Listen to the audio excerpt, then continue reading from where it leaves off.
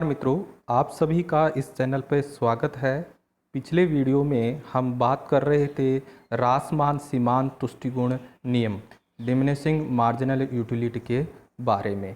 आज उसी को आगे बढ़ाते हुए हम चर्चा करना चाहेंगे ह्रासमान सीमांत तुष्टिगुण नियम के द्वारा किस प्रकार से मांग वक्र तथा मांग के नियम की व्युत्पत्ति यानी निर्माण होता है, यानी derivation of the demand curve and the law of demand के बारे में देखेंगे। और साथ ही इसमें हम बात करना चाहेंगे ह्रासमान सीमांत तुष्टिगुण नियम के उपयोग के बारे में, application and use of law of diminishing marginal utility के बारे में। हम इस वीडियो को आगे बढ़ाते हैं। उससे पूर्व हमने पिछले वीडियो में ये देखा कि गणनावाचक तुष्टिगुण विश्लेषण के अंतर्गत यहाँ यूटिलिटी क्या है, मेजरेबल है, उसको मापा जा सकता है, जो कि मुद्रा के द्वारा मापा जाएगा। और हमने ये भी बात की, जैसा कि इसके नाम से पता चल रहा है, ह्रासमान अर्थात कोई भी उपभोक्ता किसी वस्तु की इकाइयों में वृद्धि करता है तो उससे जो प्राप्त उपयोगिता है यानी सीमांत उपयोगिता मार्जिनल यूटिलिटी है वो घटती जाएगी, जिसके लिए हमने एक काल्पनिक तालिका ली और उस काल्पनिक तालिका के आधार पर हमने देखा कि किस प्रकार से मार्जिनल यूटिलिटी सीमांत उपयोगिता कम होती जा रही है। उसके लिए हमने एक वस्तु ली थी और उस वस्तु की 7 इकाइयों को हमने दर्शाया था। जैसे यहाँ इस टेबल दोबारा बनाता हूँ, 5, 6 और 7, और मार्जिनल यूटिलिटी लें, सीमांत उपयोगिता लें तो पहली इकाई से 10।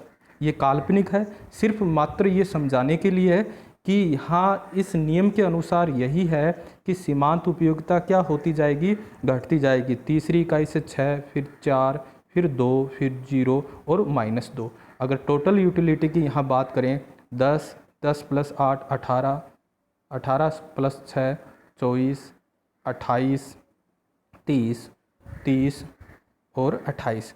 यहाँ हम देखेंगे कि जहाँ सीमांत उपयोगिता 0 है वहाँ कुल उपयोगिता अधिकतम है, अर्थात ये पूर्ण संतुष्टि का बिंदु है। परंतु यहाँ सीमांत उपयोगिता क्या होती जा रही है, घटती जा रही है। और जब ये धनात्मक रहती है कुल उपयोगिता में वृद्धि, और जब ये ऋणात्मक हो जाती है तो कुल उपयोगिता में क्या हो जाती है, कमी हो जाती है। अगर इसे रेखा चित्र में देखें और इस तालिका के आधार पर ये रेखा चित्र बनाएंगे तो हमें सीमांत उपयोगिता का वक्र इस प्रकार से प्राप्त होगा।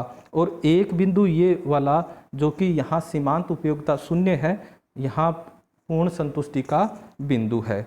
अब अपन बात करेंगे कि किस प्रकार से इस ह्रासमान सीमांत तुष्टिगुण नियम के द्वारा मांग वक्र का डेरिवेशन होता है। तो यहाँ हम देखें, इस नियम के अनुसार किसी वस्तु की इकाइयों में वृद्धि होती है तो सीमांत उपयोगिता में क्या होगी, कमी होगी। परंतु इसको हम किस में मापेंगे, मुद्रा के रूप में मापेंगे। तो इस प्रकार एक उपभोक्ता वस्तु को तब तक क्रय करेगा जब तक कि उससे प्राप्त सीमांत जो यूटिलिटी है, मार्जिनल यूटिलिटी है, वो बाजार कीमत के बराबर न हो जाए। अर्थात यहाँ संतुलन की जो आवश्यक शर्त है वो है मार्जिनल यूटिलिटी किसके बराबर हो, प्राइस के बराबर हो। ये आपको याद रखना आवश्यक है। ये संतुलन की क्या है, आवश्यक शर्त है। अर्थात कीमत एक उपभोक्ता उसकी सीमांत उपयोगिता के आधार पर देगा और वहीं वो संतुलन में होगा।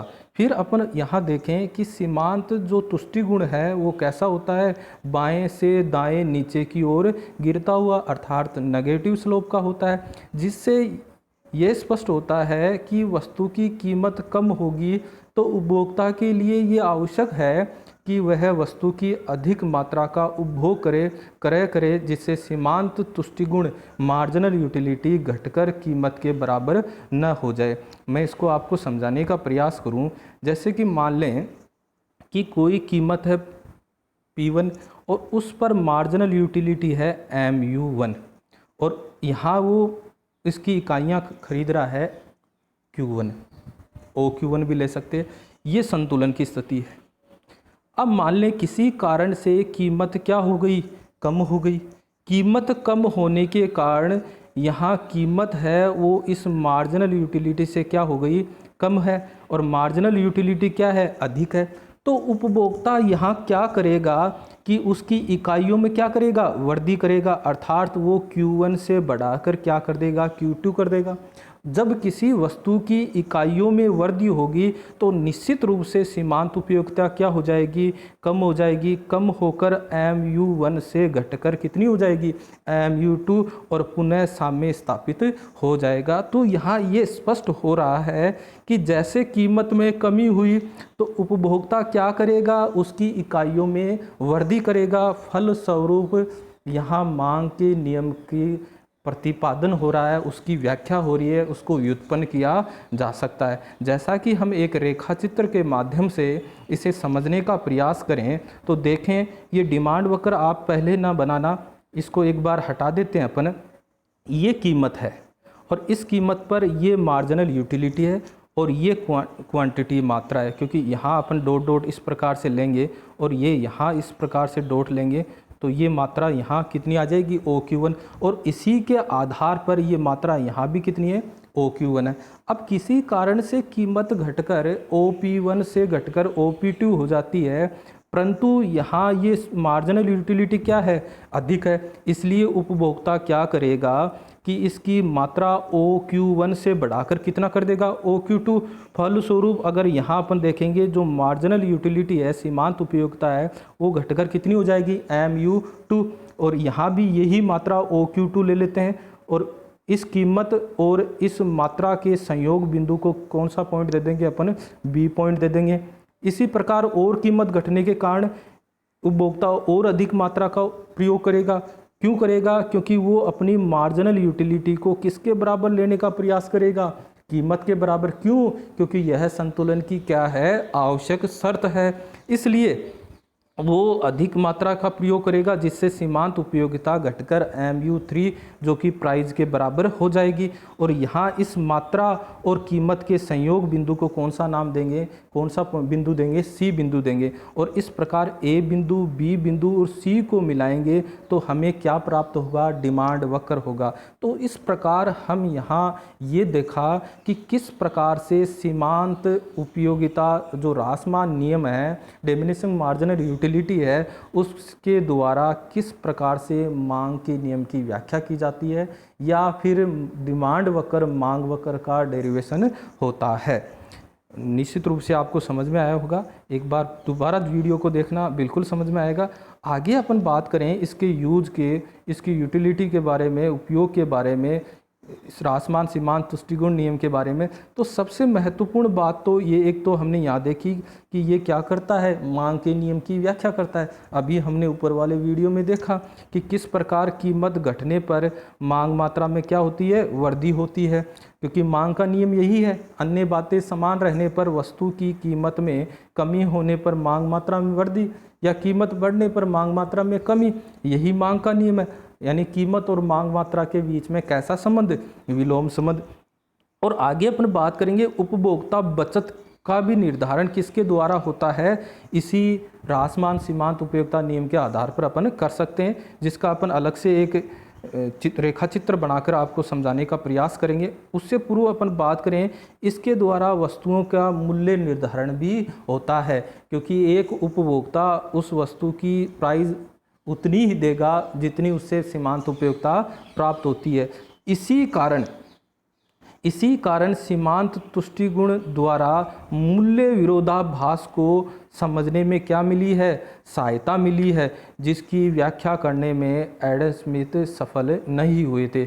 इसी कारण हम इसके द्वारा जल हीरा विरोधाभास को समझ सकते हैं, वाटर डायमंड को समझ सकते हैं। है क्या, क्योंकि हम जानते हैं जो जल है वो हमारे जीवन के लिए अति आवश्यक है, अति महत्वपूर्ण है, क्योंकि जल के बिना जीवन संभव नहीं है। फिर भी यह सस्ता है। हीरा हमारे लिए किसी प्रकार के लिए जीवन के लिए उपयोगी न होते हुए भी महंगा है।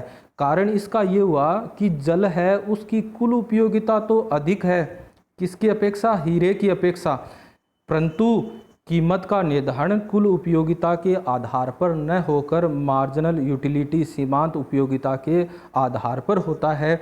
और जो सीमांत उपयोगिता किसकी अधिक है, वो हीरे की है, न कि जल की, क्योंकि जल बहुतायत मात्रा में पाया जाता है, सृष्टि में बहुत अधिक मात्रा में पाया जाता है। इसलिए एक उपभोक्ता एक बार प्यास बुझने के बाद उसकी अगली इकाई को स्टॉक के रूप में नहीं रखना चाहेगा।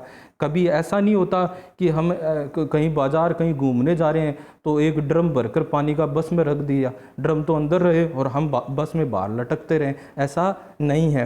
परंतु हीरा है, उसकी मार्जिनल यूटिलिटी बहुत ज़्यादा है।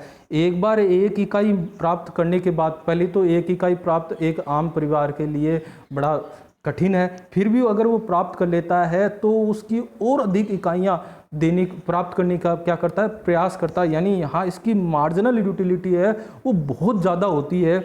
इसलिए हीरे की कीमत क्या होगी, अधिक होगी, और जल की कीमत क्या होगी, कम होगी। और साथ ही साथ इसका एक उपयोग और है, राजकोषीय नीति फिस्कल पॉलिसी द्वारा जो आय का पुनर्वितरण है, अर्थात जो अमीर और गरीब की जो खाई कम करने के लिए सरकार गवर्नमेंट इस राजकोषीय नीति द्वारा ये प्रयास करती है कि अमीर वर्ग से जो धनवान वर्ग है उससे पैसा कहाँ गरीब वर्ग तक पहुंचाने का कार्य करती है। क्यों? क्योंकि हमने अभी इस नियम के अनुसार ये देखा कि जिस वस्तु की अधिक मात्रा होती जाती है उसकी उपयोगिता क्या होती है, कम घटने लग जाती है।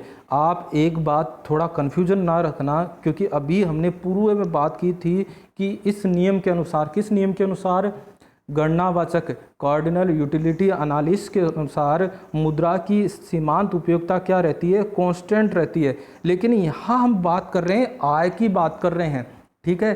वो नियम के अनुसार उसमें वो क्या कि मुद्रा की सीमांत उपयोगिता क्या होनी चाहिए, स्थिर होनी चाहिए, जिसके अंतर्गत उसके द्वारा जो इकाई खरीदी जा रही है उसमें कोई बदलाव नहीं होना चाहिए। परंतु यहाँ हम किसकी व्याख्या कर रहे हैं, एक अमीर वर्ग की आय की और एक गरीब वर्ग की आय की। और हम यहाँ देखेंगे कि किसी भी, चाहे वो मुद्रा हो चाहे कोई भी चीज़ हो, उसकी जैसे जैसे इकाइयाँ अधिक होगी उसकी सीमांत उपयोगिता क्या होती है, कम होती है। अब यहाँ देखें कि ये एक जो गरीब व्यक्ति को अपने उसकी आय लेंगे OL और एक अमीर व्यक्ति की आय लेंगे OH, ठीक है। अब यहाँ अपन ये देखें कि अमीर वर्ग की इतनी आय में क्या कर दी जाए, कमी कर दी जाए H से H प्राइम। तो अगर इसके द्वारा जो क्षेत्र प्राप्त होगा टोटल वो होगा HDCH प्राइम। इतनी उसकी आय में कमी करने के कारण, H1 आय में कमी करने के कारण उसकी जो संतुष्टि है उसमें कमी, इस जो छायांकित भाग है मैंने यहाँ दर्शाया है HDCH प्राइम के समान उसकी कुल संतुष्टि में क्या होती है, कमी होती है। और वो ही आय, इतनी आय एक गरीब व्यक्ति को देंगे जिसे L प्राइम होगा, तो इससे उस गरीब व्यक्ति की जो यूटिलिटी है उसमें ABL1 L प्राइम L के समान, यानी इस क्षेत्र के समान उसकी संतुष्टि में वृद्धि होती है। तो इस प्रकार यहाँ देखा कि इतनी आय के द्वारा अमीर व्यक्ति की संतुष्टि पर उतना प्रभाव नहीं पड़ता जितना गरीब व्यक्ति के लिए पड़ता है। इसलिए सरकार यहाँ अमीर पर वर्धमान कर की दर लगाकर, बढ़ती हुई कर की दर लगाकर वो आय का हिस्सा गरीबों तक पहुंचाने पर उसकी संतुष्टि में वृद्धि की जा सकती है। तो इस प्रकार हम यहाँ देखेंगे कि रासमान सीमांत तुष्टिगुण नियम के द्वारा, डिमिनिशिंग मार्जिनल यूटिलिटी के द्वारा ये सारे यूज हैं, जिनके द्वारा देखिए यहाँ मांग के नियम की भी हमने व्याख्या की थी। यहाँ जल हीरा विरोधाभास को भी स्पष्टीकरण इसी नियम के द्वारा प्राप्त हो सकता है। आज के लिए बस इतना ही। अगले वीडियो में हम बात करेंगे इसी में ही सम सीमांत उपयोगिता नियम के बारे में, और उस सम सीमांत उपयोगिता द्वारा एक कंज्यूमर, एक उपभोक्ता का इक्विलिब्रियम यानी उसके संतुलन को प्राप्त करने का, उस संतुलन को ज्ञात करने का प्रयास करेंगे। और हम उस सम सीमांत उपयोगिता नियम के द्वारा हम मांग के नियम का पुनः निरूपण भी देखेंगे कि किस प्रकार से समसीमांत उपयोगिता नियम के द्वारा मांग के नियम की व्याख्या की जा सकती है। तो उम्मीद करता हूँ मेरे द्वारा दी गई जानकारी से आप संतुष्ट हुए होंगे और आपसे ये अपेक्षा करता हूँ कि आप मुझे इसके द्वारा या इससे संबंधित कमेंट ज़रूर देंगे और जिसके द्वारा हम इसमें और अधिक सुधार कर पाएँ, अपने इस विषय को पुनर्जीवित कर सकें, इसमें और अधिक इसकी संख्या बढ़ाने का प्रयास कर सकें। इसी उम्मीद के साथ धन्यवाद।